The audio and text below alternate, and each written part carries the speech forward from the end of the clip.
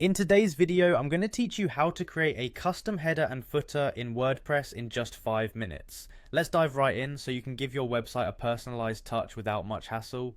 First things first, head over to wordpress.com. This is where all the magic begins. Once you're on the website, you'll want to look for the login button. If you're like most of us, you probably have a ton of accounts to manage, so to keep things simple, click on Continue with Google. It's a quick and seamless way to access your WordPress account without having to remember additional passwords. Choose the Google account you wish to use, and you'll be logged in effortlessly. With that done, on the right panel, you'll spot the Quick Links section. Here you'll find an Edit Site option. Click on it.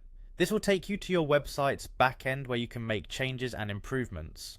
Once there, look for your site name and give it a click. This will direct you to the dashboard, a place you'll become quite familiar with as you customize your website.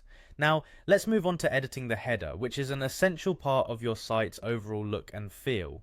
Navigate to the top part of your homepage view and click on the header. A ribbon should appear just below your header with various options. Click Edit in this ribbon to enter customization mode. This mode is your playground for making the header truly yours. Next, look to the right panel and locate the Design section.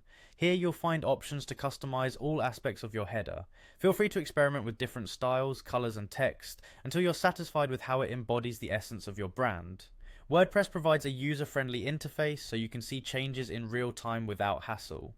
After you've made your customizations, scroll up the page to the top right corner where you'll see the Save button. Don't forget to hit Save to ensure all your hard work isn't lost.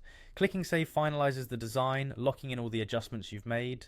And there you have it. With just a few clicks, you've successfully customized the header of your WordPress site. Remember, a well-designed header and footer can significantly enhance the user experience and make your website stand out.